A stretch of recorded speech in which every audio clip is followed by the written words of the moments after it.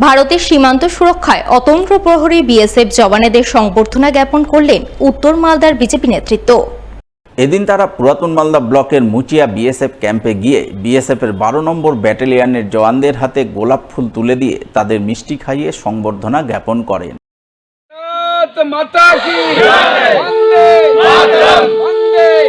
Border security force की, भारतीय सेना बाहिनी की।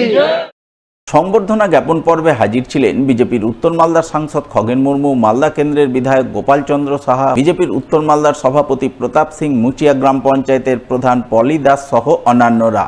এই প্রসঙ্গে বিজেপি সাংসদ খগেন মুর্মু বলেন, ভারত পাকিস্তান যুদ্ধ পরিস্থিতিতে ভারতীয় সেনাবাহিনী তাদের বীরত্বের পরিচয় দিয়েছে। এছাড়াও ভারতীয় সীমান্ত এলাকায় প্রতিনিয়ত সুরক্ষা প্রদান করে চলেছেন বিএসএফ জওয়ানরা। তাই জওয়ানদের মনোবল অটুট রাখতে আজ তারা মুচিয়া বিএসএফ ক্যাম্পে এসে বিএসএফ জওয়ানদের সংবর্ধনা জানালেন। দেশের জন্য, দেশ সেবায় যেভাবে তারা নিজেদের জীবনকে উৎসর্গ করে দিয়ে তারা দেশের 140 কোটি মানুষকে রক্ষা করবার জন্য যেভাবে তারা বর্ডারে দাঁড়িয়ে আছেন, যে বর্ডারে দাঁড়িয়ে থেকে মোকাবেলা করছেন, যে পাকিস্তানি যে সমস্ত ওখান থেকে যে যত রকমের আক্রমণ করেছেন সব প্রতিহত করেছেন এরা। সেই জন্য আমরা এই বর্ডার সিকিউরিটি ফোর্সকে আজকে আমরা সবার সম্বর্ধনা জানালাম। মালদাতে এখানে আমাদের প্রায় এখানে 18 কিলোমিটারের মতো জায়গা, যেটা এখনও পর্যন্ত ফেন্সিং দেওয়া সম্ভব হয়নি। যে সেন্সিটিভ এরিয়াগুলোতে সেখানে হচ্ছে যে এয়ার ডিফেন্স যে সিস্টেম যেটা চালু হয়েছে, আমি এখানে আমাদের মাননীয় প্রধানমন্ত্রী নরেন্দ্র মোদীজি এবং আমাদের যে এখানকার হচ্ছে যে স্বরাষ্ট্রমন্ত্রী এবং রক্ষামন্ত্রী, তাদের কাছেও আমি এখানে আবেদন জানাবো যে আমাদের মালদা এটা হচ্ছে সেন্সিটিভ এলাকা, এখানেও যদি এয়ার ডিফেন্স সিস্টেম যদি এখানে লাগানো যায়। সরকারি বাস চালকদের মতো সরকারি বাসের কন্ট্রাকচুয়াল কন্ডাক্টর, পরিচালক ও মেকানিকদের বেতন বৃদ্ধির দাবিতে এনবিএসটিসির মালদা ডিপোয় আন্দোলন অব্যাহত। গত 3 দিন ধরে আন্দোলন অব্যাহত রেখেছেন উত্তরবঙ্গ রাষ্ট্রীয় পরিবহন শ্রমিক কর্মচারী ঐক্যমঞ্চের সদস্যরা। আন্দোলনের অঙ্গ হিসাবে গত সোমবার থেকে উত্তরবঙ্গের সমস্ত ডিপোর সাথে মালদা ডিপোতেও চলছে অবস্থান বিক্ষোভ।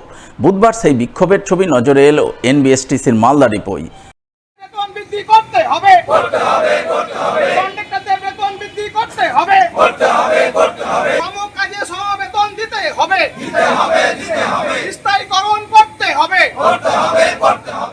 আন্দোলনের নেতৃত্বদানকারী উত্তরবঙ্গ রাষ্ট্রীয় পরিবহন শ্রমিক কর্মচারী ঐক্যমঞ্চের নেতা জাকির হোসেন অভিযোগ করে বলেন, রাজ্য সরকার সরকারি বাস চালকদের বেতন বৃদ্ধির সিদ্ধান্ত নিয়েছে, অথচ কন্ট্রাকচুয়াল কন্ডাক্টর, পরিচালক, মেকানিক ও এজেন্সি কর্তৃক নিয়োজিত চালকদের বেতন বৃদ্ধির ব্যাপারে কোনো উচ্চবাচ্য করছে না।